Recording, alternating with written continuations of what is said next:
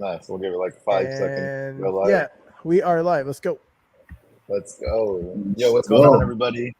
Back to you again with B.I.G. every Thursday, 3 AST. Unfortunately, we don't have our entire crew with us, but I think that we're still going to have some really great conversations. I think because we're in an intimate space. Console Hado, Damien, how y'all doing today? Oh, I'm doing great, man. As you can see, I'm rocking the "They Not Like Us" banner again today because last night was absolutely wild. Kendrick Lamar did some show. It was hosted by Amazon Music and it brought out artist after artist. And he did a 4-time encore of "They Not Like Us" songs, so that was interesting. What was really funny too was I was looking on the timeline to see like people's reactions to it, and there was a part where DJ Academics got dissed in one of the tracks, and he actually cut off the music before the disc came on for DJ Academics, and so he was on his live stream on Twitch, like reacting to it. So it was really funny to see like the reaction of that of him and the public. But other than that, man, I've been just been grinding. I mean, I've been editing a lot of Astronaut behind the scenes and some clips for Wag Me, but just chilling. Nice. Yeah, that's good to hear. I see you've been also hitting the gym, so hopefully that's been Oh treating you yeah, well. yeah. I went yesterday. I'm gonna go today. I'm super sore. I'm trying to go back into like weightlifting mode because when you play basketball for too long, you become frail and skinny, and you lose all the muscle mass. So I kind of want to. It's kind of weird. I like to work out during the summer to then look good in the fall, and I used to do the opposite where I would do workout in the fall because it was less hot. But now that it's hot, like for some reason, I just want to be outside and be outdoors and lifting more. So I don't know. Maybe I'm like turning a new leaf and I'm becoming an outdoors kind of guy. But who knows? Nice. Well, that's good to hear. As long as you're getting strong, being healthy. Console, how about you? How are you doing today? Yo, I'm doing great. Super blessed. It's always a happy moment for me to be here with yourself, JRP, and Crypto. Hado, I appreciate the fact that he's on the opposite side because I'm Team Drake. To be honest, Family Matters to me went hard. Well, Kendrick okay, was still a little boy.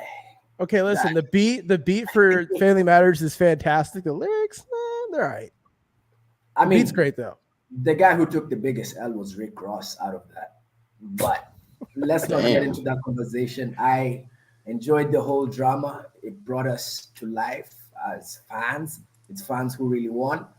On my Yeah. side, I agree with you, Crypto Hado. I love to exercise when the sun is hot. We don't have Yeah. winter or whatever. We just have rain and dry season. But when the sun is hot, you can really get that sweating. Feeling good.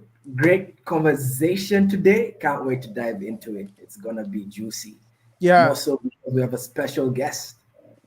Mr. Damien. Yeah, Really quick, Damien. I want to chime in on the sun thing. I also think it's like my Caribbean roots and Nigerian roots coming out, where it's like I was born in a very cold environment, but now that I'm in a more warm environment, I've been here for a long time and I'm more used to it. So like now I'm like, oh, it's hot outside. Let's go do stuff outside. It's really weird. But what's up, Damien?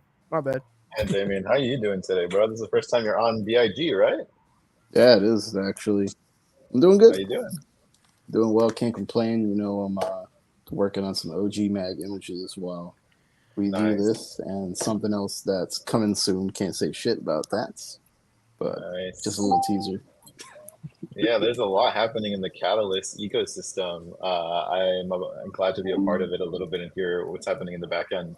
But today we're here to talk about social gaming. I think like there's a big trend today, talking through Telegram, talking through Discord games, Telegram games, extension games. Actually, just this morning was talking to Jordan, who will also be launching something similar. Obviously, Eureka is already a Discord game, but there's other kind of parts to this.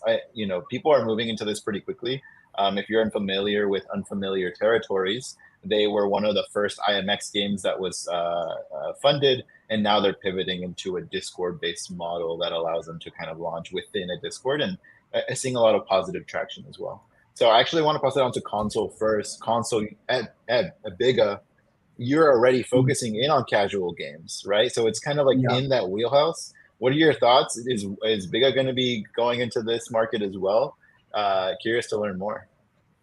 Oh. JRP, you're trying to get me fired. Oh my days. I can't really speak much on what Bigger is gonna essentially do, but one thing I can tell you, the whole space is eyeing, like their eyes are mad open on what is happening on Telegram. They see the numbers, they see the users, and the space has its own cycles. Narratives change, and this is the narrative to try hop on right now in this cycle. We went from NFTs, we went from tokens and meme coins, and now it's just trying to get some sort of pump, some sort of onboarding through Telegram. I also think due to the fact that Play Store and iOS are mad rigid with their policies, games just want a means to distribute on mobile without all that hula baloo. So I don't know what Bigger is gonna do, but the team has intelligent people. It has people who are in this market day in, day out, and they see what you see, what I see, and that is that this is taking off big time. And it's taking off in extremely diverse environments. Bangladesh, Nigeria, these users are now tapping into blockchain gaming, and that is through this means of distribution on mobile. So, yeah, let's see how it goes. I one thing that I'll bring up before passing on to Hado is like this idea of distribution. Like distribution is key to innovation in the industry, and we haven't seen it be innovated on in the gaming space. And I think this is exactly what we're hitting on, and part of the reason why everybody's really into influencers or KOLs because they tap right into their community, and it's a new form of distribution. Hado, what do you think as someone who like games it more like quote unquote hardcore? Is this something that you're into? Well, I mean, what do you mean define into? Because I'm a gamer at heart, so if there's any kind of game loop that I like, I'll definitely give it a try. But what do you mean by into? Like what do you mean? Like, are you seeing your like? Have you played any of the Telegram games, Discord games? Do you foresee yourself playing them? Do you play mobile games today? Yeah. The only mobile game I really play is like I played a lot of not Plants vs Zombie. What's that other one? Angry Birds. I play a lot of Angry Birds. Like when I just want to You still stop play looking Angry at Birds today? Twitter. Yes, like actually, I downloaded Angry Birds 2 like a few months ago, and I went from level 0 to like almost level 100. And I don't know what it is, but I got tired of the daily grind of Twitter, or sorry, X.com now, and streaming videos or whatever. I wanted to change things up, so I downloaded Angry Birds 2, and despite all the annoying ads, I played the fuck out of it, and I'm playing the fuck out of Wagme. There's different games that I'm playing here and there. Actually, I'm a very avid Sudoku player. It's one of those Sudoku games where they tell you if it's the wrong number, so it's like kind of not real Sudoku. But Yeah, there are games that I tap into that are casual. But look, guys, when it comes to the question of like moving into social games and stuff and distribution, really, what I think a lot of people are kind of waking up to is that we've been told that the world works a certain way when it comes to content and how that content is distributed. And now that people are kind of fed up and honestly running out of options, really, they're like, screw the old method of distribution. I'm gonna distribute my shit the how I see it fit. And so yeah, I do see a natural trend of people gravitating towards building community in many various different ways. And I think that social gaming is like maybe the next biggest thing or the next easiest thing. And mhm, also, I know we're looking at like platforms like Meta, Pinterest, Snap, etc. But Discord and I think X as well, maybe some Telegram as well. I could sprinkle that in as well. I think those are like the future because um, really what I'm seeing, and this is just my opinion, I see that people are embracing community because the thing is, Web3 ignited something in people's brains where it's like, in the olden days, I got to bring my product to market and then hope that people invest in it, shareholders, whatever. And then maybe the consumers will give me revenue. Now, my consumers are also my investors. They're also people that are fighting with me or fighting against me. It's like a double edged sword. Like you could either have people that are living and dying for your product or the people that are just on the other side, they want you to see you crash and burn. But that's the value prop nowadays that I see. If you embrace your community and empower them to be a part of like your marketing, your revenue models, etc. Now you're seeing all these people benefit from it, and then the product speaks for itself. It gets placed everywhere because people are already talking about it and using it, and putting it in places that other people like the people that started this might even think it was possible to put the product in these places. So I definitely Yep. think there's a very big value add for that for social gaming. Absolutely. I want to give a quick shout out to everybody in the audience. Oni Force Gaming, let's go. The roundtable, TRT, Karimo, what's going on, man? Absolutely appreciate you. If you're in the audience listening today, give us a quick little comment so we can shout you out as well. We want to appreciate you for coming. I think that I always get really mad in this like of Web3 gaming because I don't think that we talk about the right things, and I think that it's always bullshit surrounding around like financialization and just kind Mm-hmm. of like I mean people like Seth come up that really hot like really kind of go at like, hey, we don't talk about this, or like let's like this is not what it's meant for. But I Yeah. think at the end of the day, like how do you hit on it perfectly, like the distribution methods that people are going to specifically in like launching to communities is really interesting, and I don't see why someone like that has a community already can actually start a gaming empire off of creating games for their community and then slowly growing that community with those games. For Yeah. sure. There's a lot JP, to let it, me just tap into that. Let me just tap into that. of course. And we all know in the mobile ecosystem, I mean, let's just zoom out. Mobile is 49% of gaming Yep. revenue. And this is as of 2023. And that is despite a 2% decline. Let's just start there. The most downloaded genre on mobile is the casual, hyper casual scene.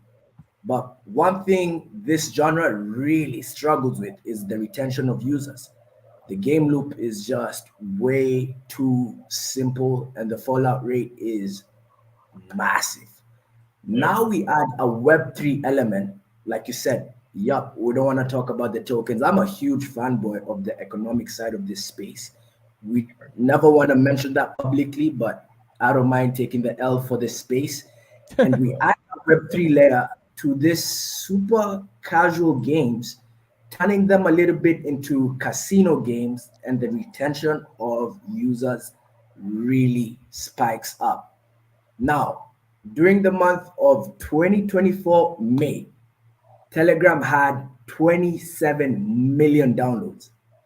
27 million people downloaded Telegram, and that's actually a decrease in comparison to April 2024. So you have this network which has these people, which does not have the regulation you need, and you're able to essentially push out what people are playing and retaining them all in the same light. That is why it's really, really taking off, in my opinion. And Yeah. I also want to do like a devil's advocate counter argument to this as well. I think Telegram is kind of like WhatsApp. There's a lot of good and bad, right?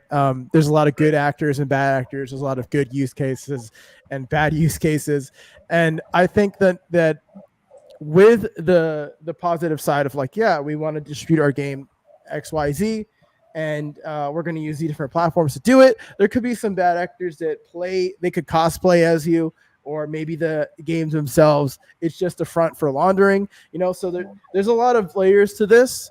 But I do think that the positive, like I mentioned already, you're able to do things differently now. You can distribute your games differently, and I think the go-to-market strategy is very different with these games because, like Mr. Console's saying, the retention isn't there because it's kind of like what we're doing in Web3. A lot of these games are doing airdrop campaigns. They're doing things to get people in the door, and people are just following the numbers, right? If there's a lot of volume and transaction activity, let's say on an NFT marketplace, I want in on that because I want to earn the stuff that people are earning, or maybe trade or buy and sell. And then I also want to make a profit on those things. So the reason why we're not seeing retention, through the roof with casual games is because the word casual doesn't mean, long term. It means very short term, right? It's a short term Yeah, approach to game. So, yeah, I just want to offer that as well. Yeah, Yeah. agreed. Console. Yeah, no, definitely. I'm also not gonna just trumpet Telegram gaming fully and what studios are trying to do with this super narrow theme. I mean, I don't even know if the games we see on Telegram can essentially be considered games, right? I need a dictionary definition of what a game is. If I'm just tapping on my phone, is that a game? But Yeah. in the same light, I'm not hating or anything because Web3 rather is inventing new genres and new segments within this industry we love within entertainment, right? That's point number one. Point number two, even if you tap into the whole market in Telegram, which already exists in the millions, a lot of people are in Telegram daily just chatting, leave alone the game aspect of it. If you tap into that and your business model is still yeesh, ha, who? Oh, my friend, best believe you only have a very short window. So just to agree with Hodo, I think this is nothing more than a marketing strategy. It's a distribution strategy. You get people in, you get eyeballs on your project, but if you can't retain these users, hasta la vista, baby. If you still lack fundamentals, a business that actually generates revenue, hasta la vista. That's And just what it is. As there's it totally a benefit to this too, because you could reward the people that have been grinding and supporting you For from day sure. one.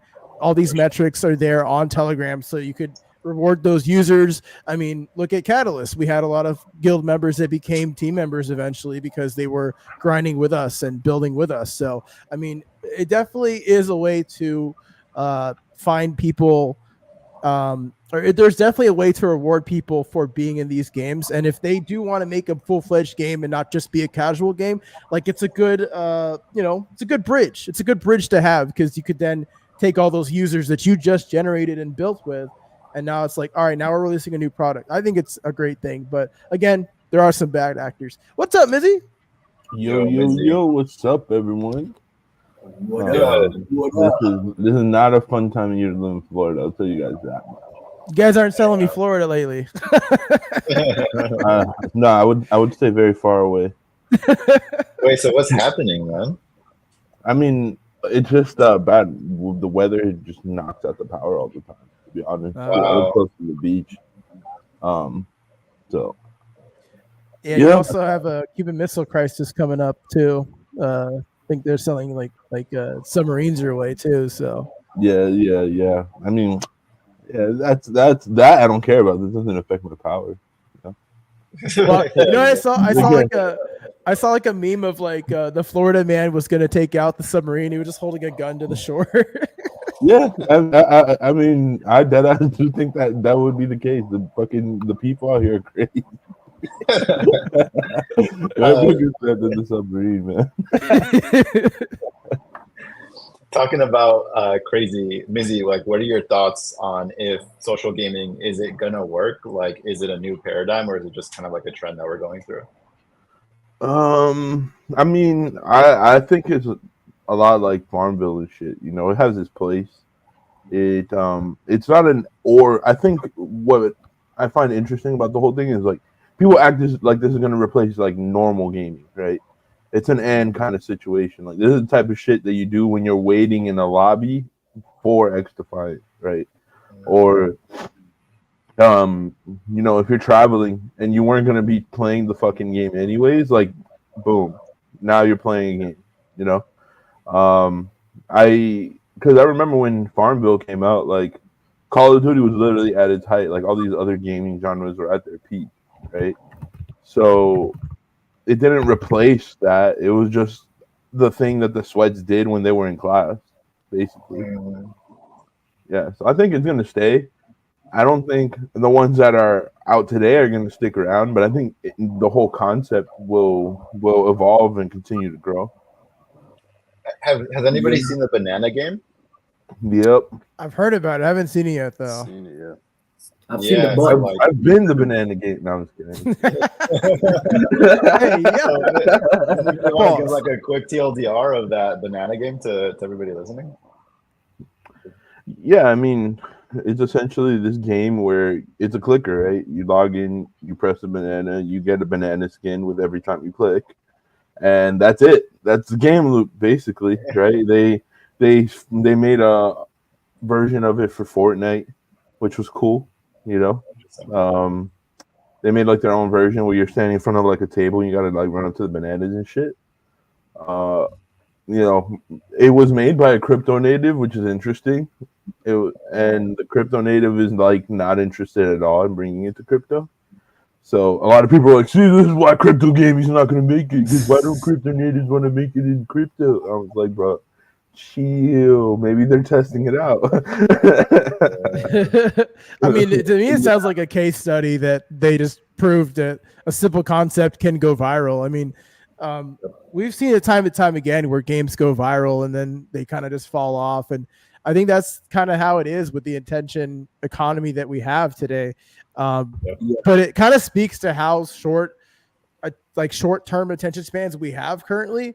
Because if that game pops off, right? But a game like Star Wars, with the fucking actor from Gotham, I can't remember the name of the game, but that game, I think. yeah, that game, like beautifully done, masterful piece of fucking art, but that doesn't go viral, right? Like it's not like that's not trending on the timeline. It might be trending for a day or two, but like I think Banana Game is going to be on there for like a while. You know what I mean? Like it's just such a light gaming experience. It's very no commitment on your part. You know what I mean? The other games you have to take it, invested interest in it. These games take time to complete it. Some people are super, I want every single trophy type shit. And that's not everyone. That's not the casual audience. So I do think, by the way, I do want to say this. I think that the casual gaming audience is bigger than the hardcore gaming audience. Even today, because it was always like a subculture genre or a subculture of like our main culture, gaming.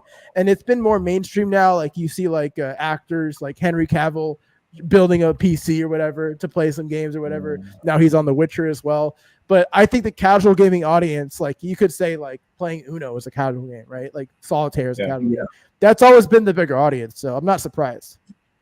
Yeah, for sure. Let me just add to that. I think according to stats, there are 3 billion gamers, and 2 billion of those are in the casual scene. There is no device as viral as the mobile. It's more viral than the PC, it's more viral than the console, so on and so forth.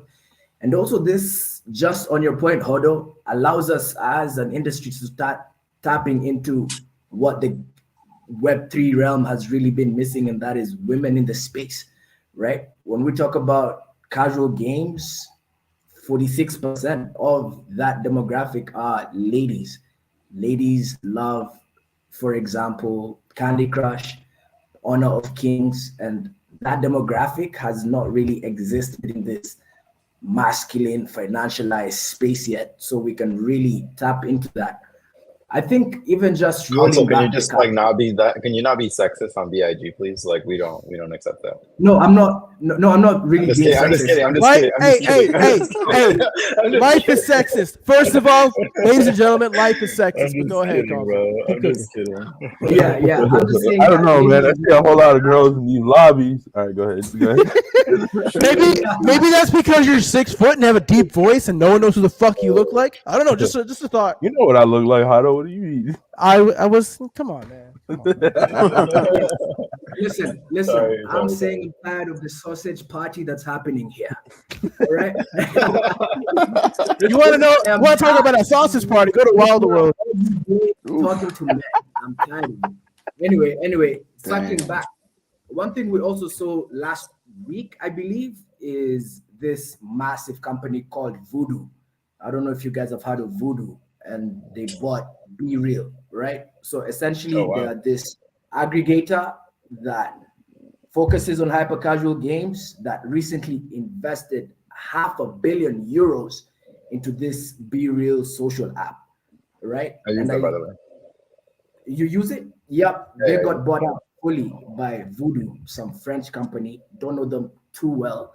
But essentially, it's not even just a Web3 thing. It's this whole world of hyper casual wanting to have the social element as a retention.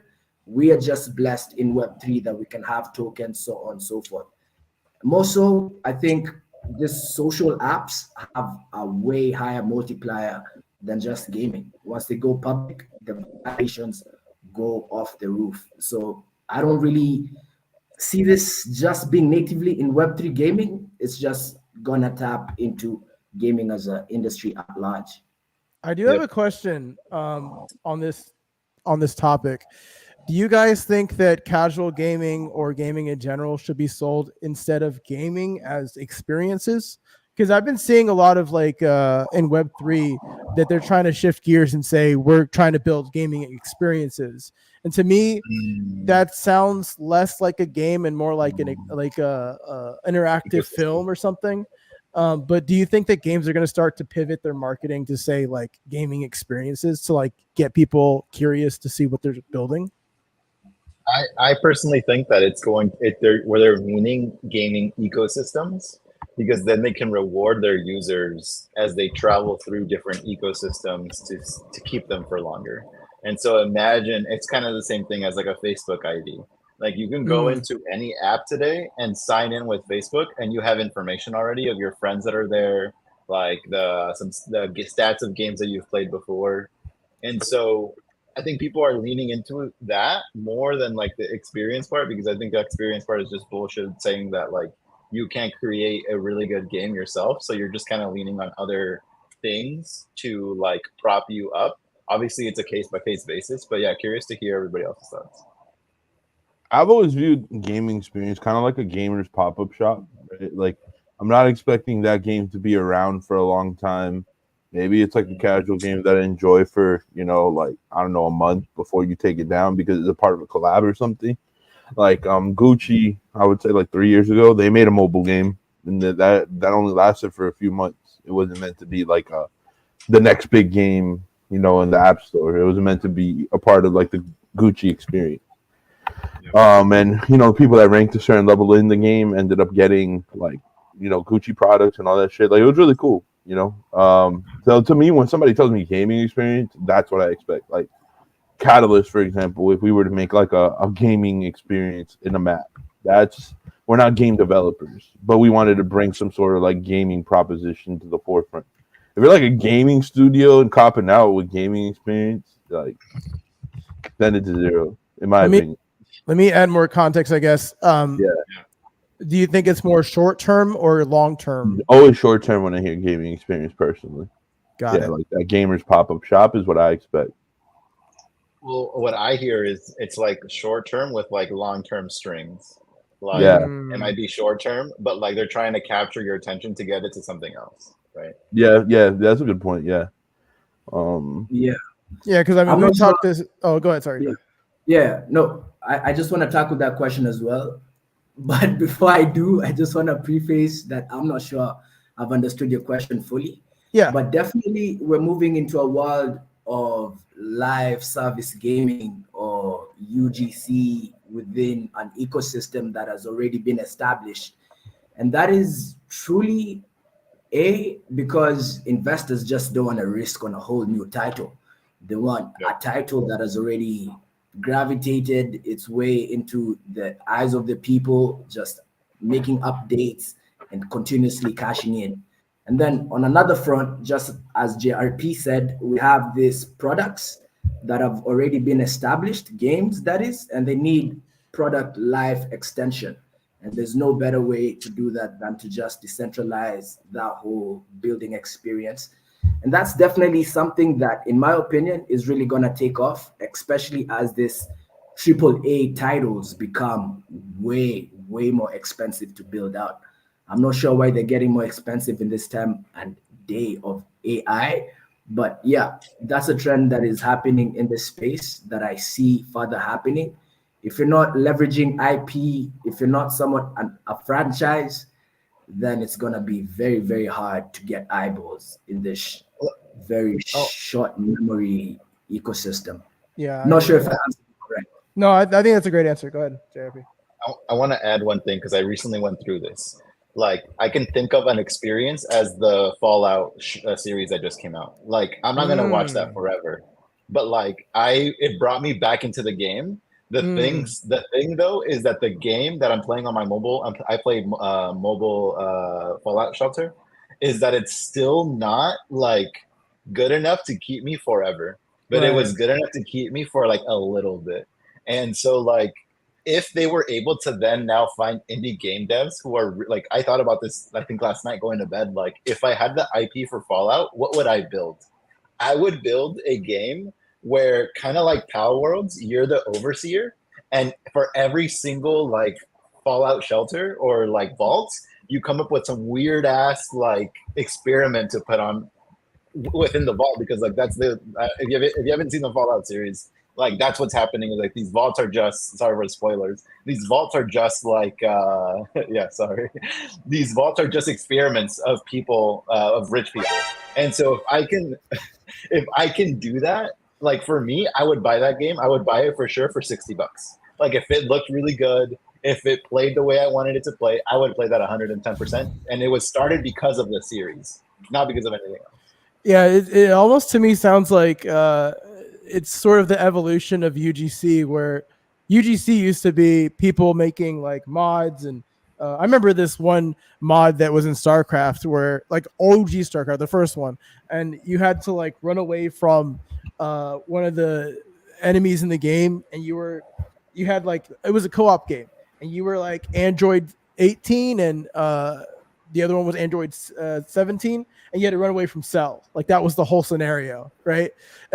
And so to me, like gaming experiences to me, whenever it comes from like the main dev or the main founder of whatever, to me it sounds like we are building uh, your experiences, but it's also like there.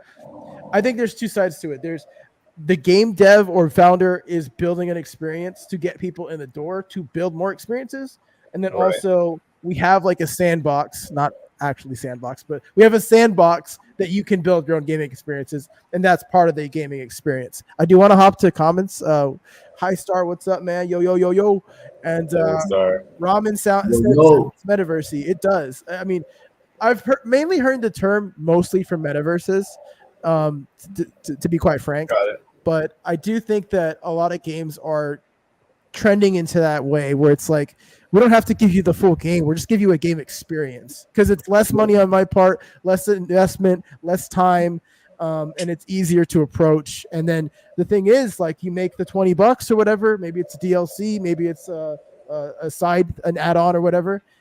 You make your $20 and a million people buy it, that's a lot of money. So I mean, Yeah. I think that's what we're kind of trending to as a gaming industry. It was less like, I really miss the days where there was so much Easter eggs and unlockable content and stuff, and then galleries that you could look through and stuff. Those days are gone, in my opinion. I think it's just people trying to give like a short-term stuff and making it more long-term money-wise. Yeah, I totally agree. I think the thing that also sucks is that it's a hits based industry.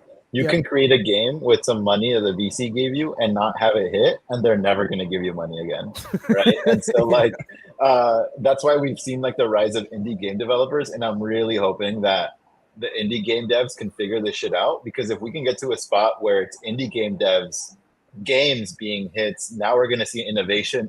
We can go into like a golden era of gaming where people are literally investing into these indie game devs because of the knowledge they have for community rather than the knowledge they have for building the same games. So FIFA 2021, FIFA 2022, FIFA 2020, like what's the main difference? Like nothing really. Like the change of Roster. the players roster is like literally it. And Yeah. it's because they make Yeah, money, like they said on top, like they don't have to change. And ideally with this like yeah, new for trend sure. of Discord games, Telegram games, it connects everything together. Let me expand this question real quick because I really like what we're talking about here. What about the AI side of it too? Because what I've seen, Unreal Engine is like incorporating AI to like make things quicker. I've seen Unity do it as well. Do you think that a lot of zombie games are going to prop up and kind of push this gaming experience narrative? So real quick to hop on what Juan was saying with indie devs. Yeah. I've been paying attention to indie devs quite a bit over the last couple months because I feel like specifically Catalyst has a really bright future with indie devs outside of Web3, and potentially either onboarding them or even just playing their games and bringing them a different type of audience that might have appreciation for it. You know, and I've seen there's some talent out there. Like some of these guys, one I saw this ARPG that was ironically a cat-based ARPG. Um, so it was kind of like Neon Heroes for RPG games, and it's like an all-female dev team. They only fundraised like 150,000 on Fiverr. And game looks pretty much better than anything we've seen in Web3 so far. To be honest with you, I saw another one. I saw another game the other day that's an anime FPS game, but it like has a unique type of movement. Hado, you tweeted the trailer, the one of the gameplay videos once I had sent it Oh, to my group chat. the one where you like paper thin. Yeah, Yeah, that shit looked cool as hell. yeah.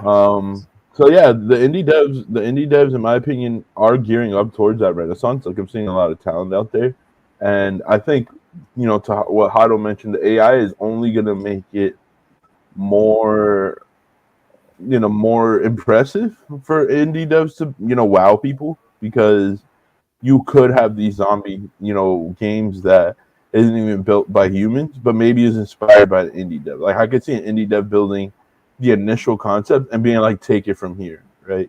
And all of a sudden it just goes crazy and you don't even know how many hours of gameplay you have by the time it's done.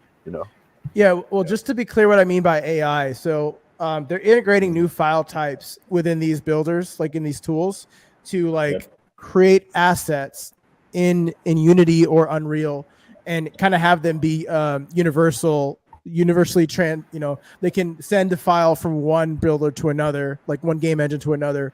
And what I'm saying is like, instead of having to do it all yourself, you're able to generate things with prompts, right? That's the Yep. kind of future we're trending into. So I'm not necessarily saying that an AI, like a sentient AI, is going to build a game. What I'm saying is like the tools are allowing them to skip a lot of steps because Yeah. you're Yeah, but able to just text it and like make no, it. I completely knew what you meant, but I Okay. viewed it from an evolution standpoint. Like, Mm. what happens when those prompts start becoming macros, and Mhm. game devs are like fucking basically building in like I don't know minutes, concepts that they want to see because like once you figure out certain prompts and you figure out how other prompts connect to other prompts, like these game devs, a lot of them will be scientific about it and be like, when I type this, it does this. When I type that, it does that. And then they'll just fucking sit there and create like a periodic table type chart or some shit of different prompts, right? Yeah. And then before you know it, they're macroing all that shit to keys and they're building a whole fucking gaming experience in like 5 minutes. Yeah, yeah, definitely. And I don't know. I mean, that whole indie revolution has been going on for a while. Yes, we saw successes, but truly, I think Steam just concluded, is it Next Fest? And that had over 1,500 games. 1,500. Bruh, that is so many games, right? So let me just put that out there. Then let me also say this. According to Unity, developers are utilizing AI to write code, to make animations, to generate art and levels, so on and so forth in the development process. But to me, it just still ties to the fact that if you don't have a go-to-market strategy, I don't care what you build with. You know what I mean? That's facts. I'm sure there's a really great game out there within those 1,500 games that were released just for this festival on Steam that are never going to see the day of light. And that's because they just don't have the right distribution strategies. And then that ties back to what we've been discussing on the social front, on the, let's distribute through Telegram. Even if guys are just click, that's eyeballs on you, eyeballs on your project. So yeah, you can use AI to cut costs, to essentially cut time, so on and so forth. But it doesn't matter if nobody knows about your game at the end of the day, right?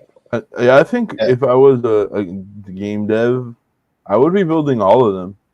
Like I would be building my main loop game with with the token if I was in crypto gaming.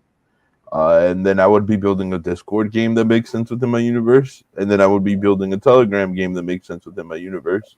They all use the token, they all attract different audiences, and they all funnel into each other. So 20% of the player base that fucks with this game might go to the other game and then go to the other game. Like I would just use it as a launch pad for the main game, but already have them all building at the same time. If I was a game studio in Web3, I would be adding that to my list of games now, like right now, personally.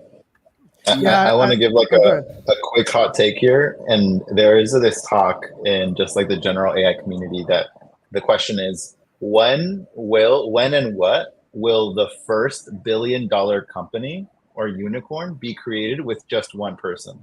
And obviously with the use of AI. Now after this conversation, I'm starting to think that it's going to be gaming. But yeah. Oh, easy for gaming. For sure. Yeah, no, Yeah. I was gonna say, fuck, I forgot. Never mind. Getting too old, man. Let's go.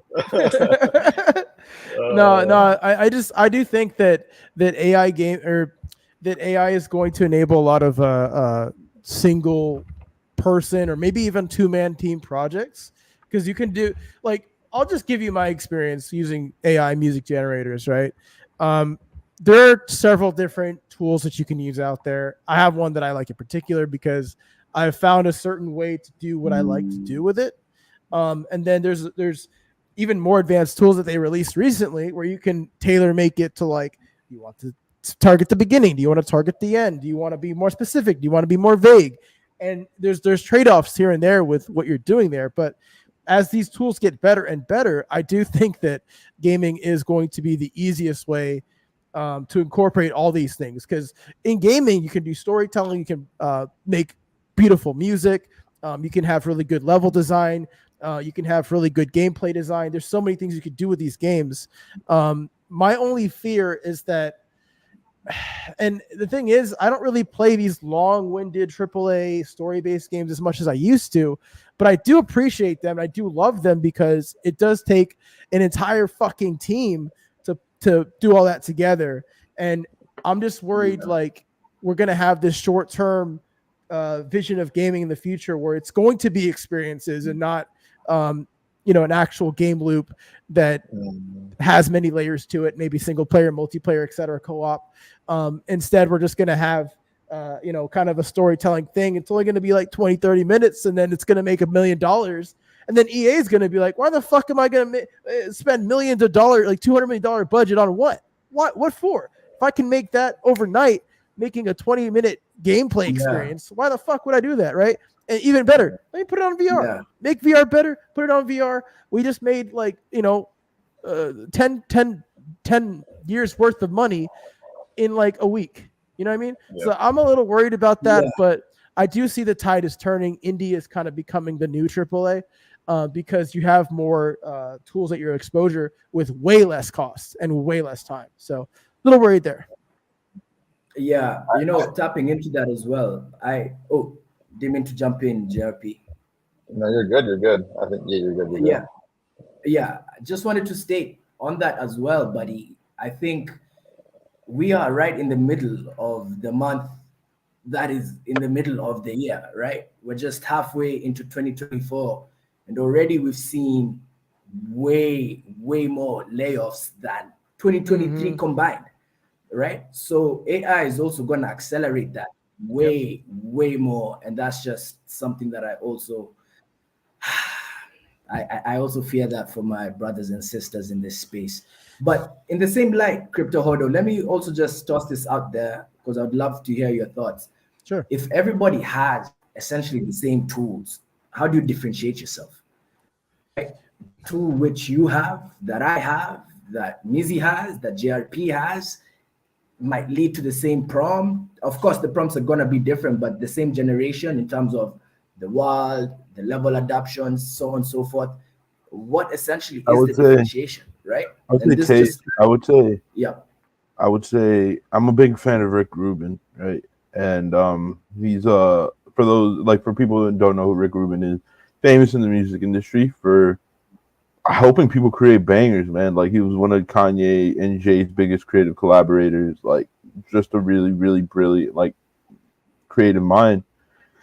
And if you see him work, he's a curator. He's like a tastemaker. He doesn't have like any particular skill except for knowing what he actually likes. And that literally gave him a legendary career. Like, dude popped the fuck off. Like multi-millionaire person because he would know to put Jay-Z in the room and be like, bro, I want to hear you say this and this, and you should come in like this. And like people always wanted him in the room for that reason, you know?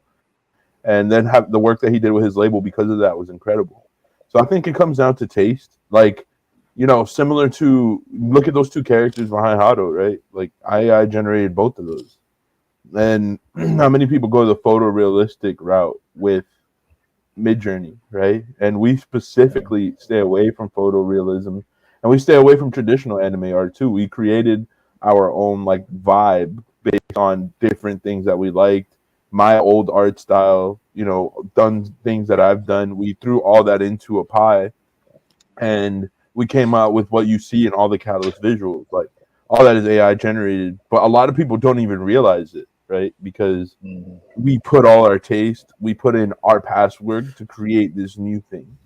So I think for a lot of people, you're absolutely right. We're gonna see the same shit, but I think for the exceptions, you'll get some cool new shit. I think it's a great question. Great points by Mizzy. I agree with everything he said. Go back to your example of the 1,500 games that are on Steam. How are they going to stand out, right? How are they going to be different than the rest of the herd? I mean, it comes down to style. It comes down to what you bring to the table. It comes down to presentation. Everyone can make an FPS game, but there's only one Overwatch, right? There's a Paladins game and there's an Overwatch game. They share a lot of similarities, but Overwatch, the reason why it's successful, well, for one, they probably have a bigger budget, but for two, they have a lot of love into the characters that they put in. I mean, everyone that plays the game has a favorite character. Even if you don't like the game, you may have a favorite character because of their bio or the way they carry themselves. Look at a game like Valorant. Valorant has a lot of different, unique culture based characters, like from different parts of the world: South Africa, Morocco, North America, France, etc., right? The list goes on. So you differentiate your game by your style, your swagger, like Mizzy said, your taste. You know, you could make a game that parodies other games that does the same thing, right? You could look at a game like Suicide Squad, where it was super generic and people hated it because they advertised one thing and did it something else completely, right? And so you also have to stay true to who you are. And so I think the reason why these characters behind me, the reason why they're so hot and they're fire, is because they stay true to who they are. Everything that Catalyst puts out with these characters is true to their nature, right? So I think you definitely got to find a way to stand out, and you can do that with swag, style, taste, however you want to, display that. That's how you have to do that. Yeah. For sure. I do want to add that I think that there is one of the things that we talk about a lot, but we never connect, which is like in gaming, social gaming, like hardcore gaming, like whatever casual gaming.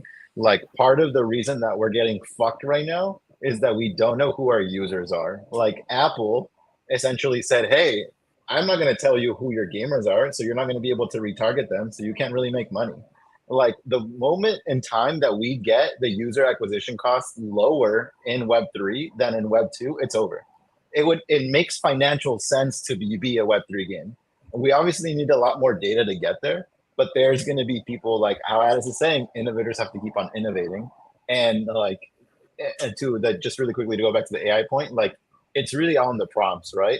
Like if it wasn't Mizzy, he probably wouldn't be able to get what we see today, like in terms of like the characters. And so that's something that's super special. And not a lot of people have at the end of the day. Yeah, I mean, I don't dispute that. And let me just give it to you guys because I've looked at those characters behind Crypto Huddle and I would have never known. Like if someone held a gun and asked me, yo, Mr. Console, is that AI or not? I would die. I would literally never know that is AI generated. So congrats to you. This But when character I'm using is AI generated too, believe it or not. Gee, Yeah, I dude, I mean, need to copy these tracks, man. Crazy. at Sell me the the end of the song. day, AI is the extension of self-expression, right? So you have tools that Yeah, can do a certain thing. And so if you understand, for instance, music, right? I love dubstep, I love EDM, I love drum and bass, hardstyle.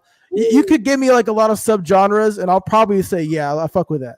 And yeah, like to describe those things to an AI and get it to, and you could use like a Gemini or GPT to help you describe it too, right? But you could have like this sound in your mind. You're like, how do I fucking describe it to tell the AI I want this, right? That's exactly what we're doing with art. This we're doing with video, and we're doing with yeah. music, and pretty soon we'll be doing that with games too. So I just think it's Hmm. Addis Alpha. said additional intelligence. I love that. That's Yeah. actually kind of based. No, I do Yeah, think that AI tools give people the ability to tap into their creativity without the skills that they need to use that creativity. Does that make sense? that makes a lot of sense. And what I essentially want to just raise to this conversation, because I do not dispute that at all. Mm-hmm. AI is a tool. If you, as the user of the AI, don't really necessarily have that creativity or that skill, it's going to reflect. AI is only going to Yep. enhance your own mindset. I don't disagree with that. But when I look at the mobile game industry, brother, if you have a hit, go to sleep, wake up, everybody's Dirty duplicated. clones. Yep. Everybody has duplicated your game, and AI is gonna make that so much faster.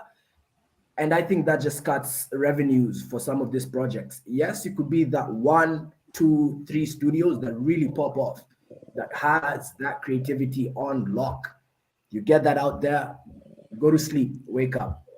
10 Yeah. games with the same theme, with probably more ad spend, more distribution, tapping into the Yeah, exact and same different characters.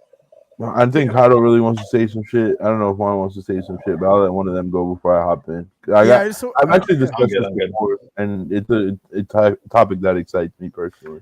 Yeah, no, no. Real quick, and this will be my last point on this. So you're talking about like clones and stuff. We saw like H1Z1, and we saw PUBG, then we saw Fortnite, Apex. The reason why I picked Apex out of all those bunches is because it had a robot character, and I really liked the way he talked. And so like things have to stand out, right? Juan was talking about you got to know your audience. I'm a big robot guy, right? So EA was like, you know what is missing from a lot of these games? Robots. Let's put a robot in. Let's put a fucking skeleton guy, and then let's put a robot girlfriend in there as well, right? There's a thing for everyone there, right? And so again, you got to know your audience, and you got to stand out in certain ways. And so I think that you're right. The AI is going to bring a lot of copycats and stuff. But what happens is the more sustainable things or games are going to have better long-term audiences because they're offering more content, more specific content to the audience. So I think it all comes together in that way. And so I think that's how you can kind of combat the AI thing, because you can kind of tell what, like I've seen the phone version of Valorant and it's not made by Riot Games. And you can tell like, oh, like even from the fucking sounds when you shoot somebody, it makes the same fucking sound. And then like this is carbon copy, right? It's a fucking Chinese game, whatever. We all see it. And the reason why people don't really gravitate to that is because we know it's a clone, right? So there is a sense of pride of like, I play the real game. I don't play the fucking fake game. But go ahead, Mizzy. Yeah, I think I had this conversation with the AI Arena guys like 4 to 6 months ago, and I kind of like ended the space with what I felt was kind of like a banger, but also like an ominous telling where I was like, all I have to do as a fucking personality in Web3 gaming is learn how to market better than you guys and have a stronger brand, and I can just clone your game and be better at it. Um, and I didn't mean it directly to AI Arena. It was something that I was just telling everyone in general why I feel like being a influencer, content creator, or someone with a strong brand in Web3 gaming event and gaming in general has a really strong like long-term future, right? Like when you look around Web3 gaming itself, what brands do you recognize?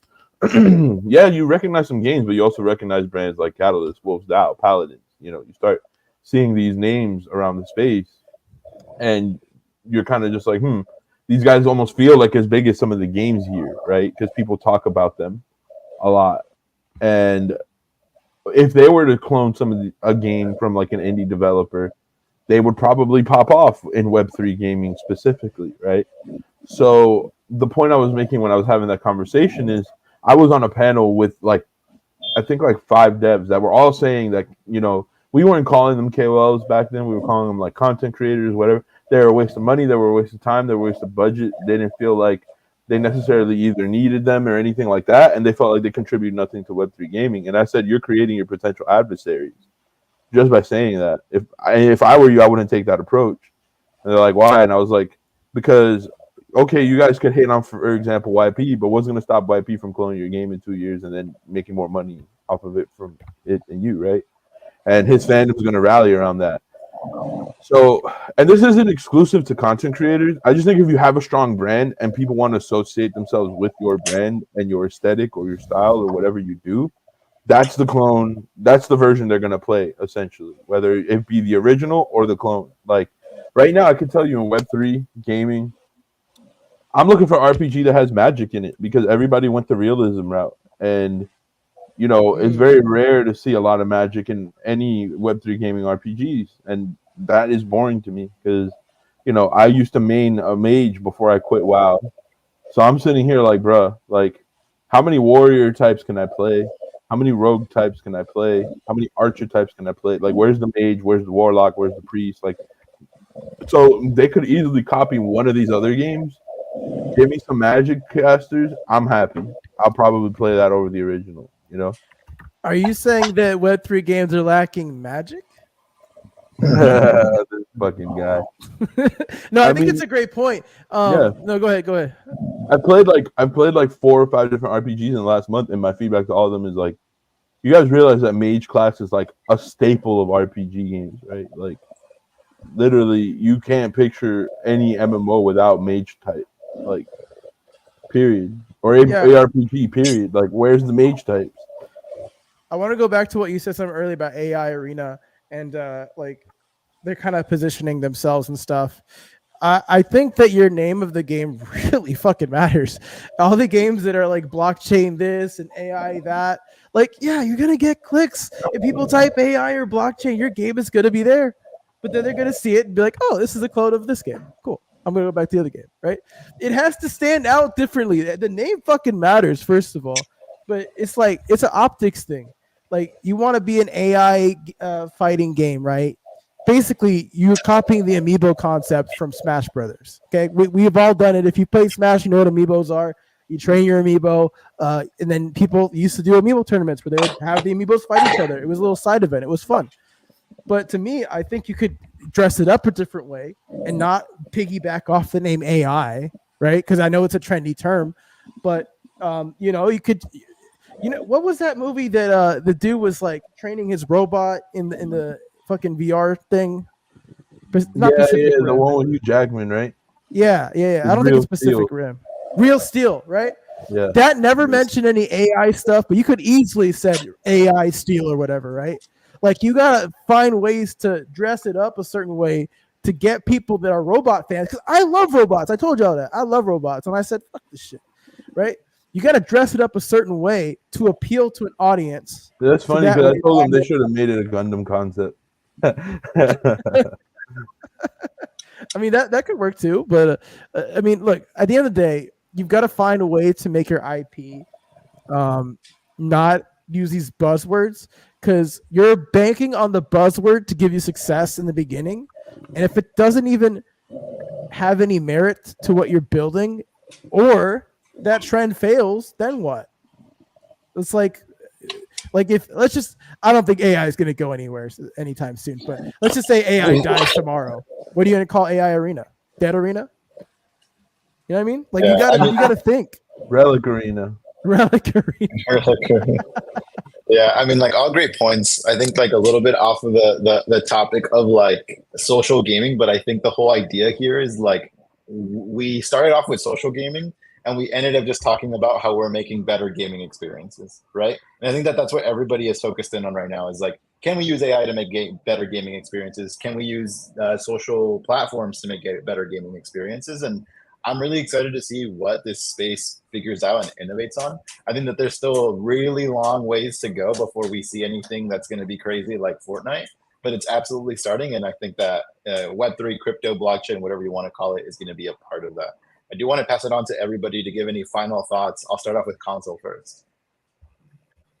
Yeah, definitely. And I think everything was on topic because what we spoke about were these different segments in gaming that will eventually need to tap into that social aspect in order to distribute, in order to retain. And it's been a great conversation. I feel amazing. Apologies for my network. I also want to give a shout out to Jordan. He's with us, is with us in spirit. And Damien, you are our special guest, but we didn't let you speak. So maybe right at the It's all end, you good. can bless us. It's all good. Yeah. Oh, But yeah. once again, great hosting, great conversation. At Yeah, it was BIG, fun. we advanced the conversation like that. I've really enjoyed it. Absolutely. Yeah, likewise. Otto, over to you. Yeah, human beings are very social creatures. Don't let anyone tell you otherwise. We all want coitus. We all want to hold and embrace each other in one way or the other. And I think that AI is going to do a lot of things. It could do bad. It could do good. It is a tool at the end of the day. I do think that social gaming is always going to be a thing, whether it's a trend, whether it's the hottest thing, or whether no one's really doing it. People are always going to do it because people want to be social. And I think the evolution of social gaming will be metaverses in some form or fashion. Even fucking Street Fighter 6 has a metaverse in a way. So I definitely think that social gaming is here to stay and it's on the rise.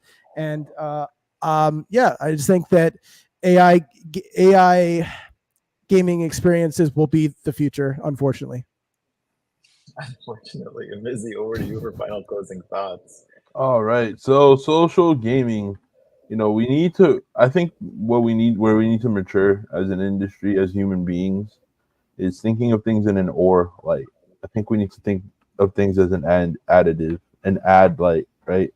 Like and then you have all these fucking studios, particularly in Web3, like you guys haven't even made one successful game, and you're trying to sell me on like we're gonna make, BR shooter and an FPS, TDM, and we also have like an arcade shooter in the work. Like, how many motherfucking games do you guys have, bro? So maybe embrace the one flagship title. And I know the reason you guys are trying to make like 5 games is because, and I mean games, like these guys are like, we have a pet battler and we have a motherfucking BR shooter on the way. Shit like that is weird to me. Make one successful game first, but I know you guys are trying to find uses for your token, and that's why you're trying to create 5 games, or maybe you got extra funding because you were like, we're a game studio, right? Whatever it is, look into Discord games, look into Telegram games, and use that as a part of your ecosystem loop outside, and don't put yourself in a corner where you have to deliver 5 AAA titles. Yeah. To me, we need to think of social gaming as an end product.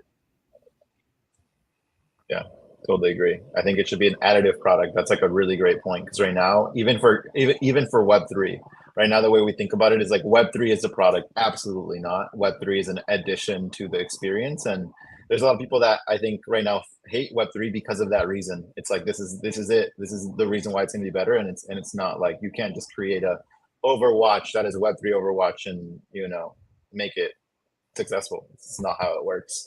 Yep. Shout out to Grassler who's joining in at the end of this. Great to see you always. I want to thank everybody for being here. Again, these conversations kind of really bring and revitalize the conversations we should just generally be having in this space. Too many times we just kind of hit on the same things over and over and over again. And so keep on joining us for BIG. By the way, the logo, shout out to the Catalyst team for getting that up. I think we showcased it last week.